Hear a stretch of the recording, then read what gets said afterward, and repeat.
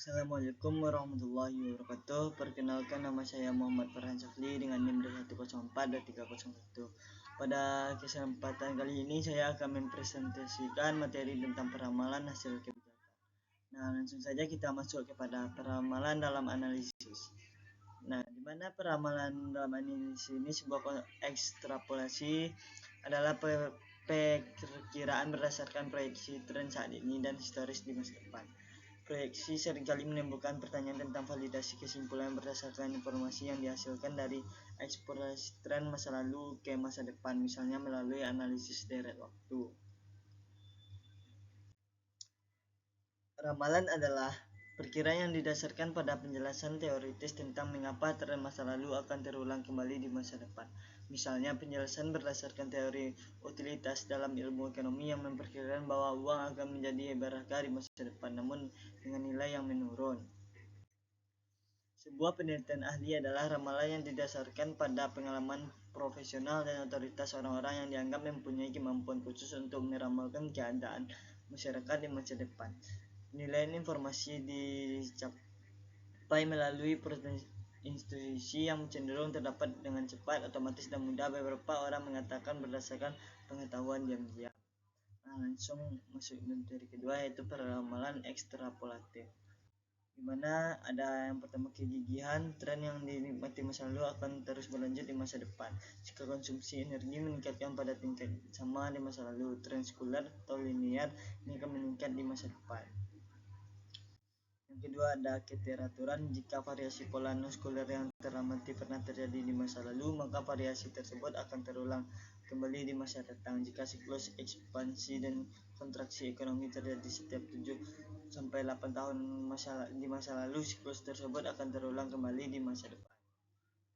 Selanjutnya, kendala dan validitas. Pengukuran tren sekular dan pola non-sekular dapat diandalkan valid atau berhasil dalam mengukur apa yang seharusnya diukur. Misalnya, statistik kejahatan merupakan ukuran tindak pidana yang relatif. Ukuran bila disertai dengan survei viktimisasi yang menunjukkan bahwa statistik kejahatan meremehkan tindak pidana sekitar 2/3-nya.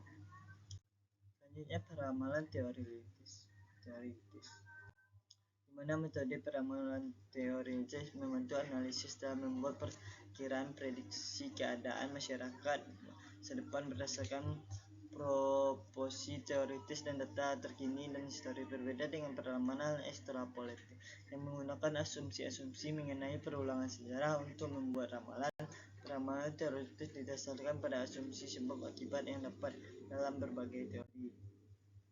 Peramalan penilaian. Peramalan dalam peramalan ekstrapolatif dan teoritis data atau teori empiritis memainkan peran sentral. Sebaliknya, peramalan yang menghakimi berupaya untuk memperoleh dan mensintesis penilaian terinformasi dari para ahli dan orang yang berpengetahuan lainnya. Logikanya, peramalan yang menghakimi bersifat obduktif karena para analisis mulai dengan sebuah klaim mengenai suatu keadaan yang bernilai atau asumsi yang diperlukan untuk mendukung klaim tersebut. Selanjutnya, peramalan berbasis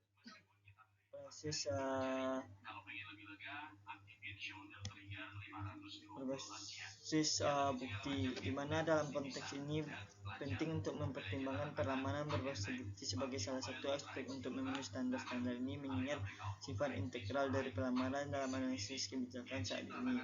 J. Scott Armstrong dan rekan-rekannya telah terlibat dalam upaya besar untuk menyusun prinsip peramalan berbasis bukti berdasarkan pengalaman para peramal di dunia nyata.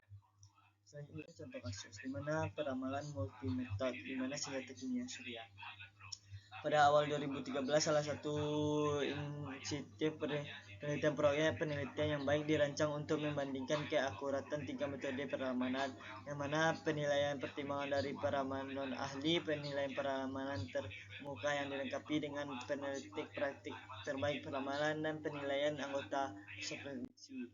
Senjata kimia OPCW akan memeriksa, mengumpulkan, dan menghancurkan senjata kimia di Suriah pada tanggal 1 Desember 2013. Ini adalah masalah kebijakan yang sangat penting dan kompleks karena melibatkan Presiden Obama bekerja sama dengan Presiden Putin dalam pengambilan tindakan yang dianggap brilian oleh banyak orang. Penghancuran senjata kimia akan melindungi warga Suriah dan warga negara lain, sementara menghindari konflik skala penuh yang dirancang berdasarkan garis merah yang disetujui oleh Kongres Obama Ali Surya.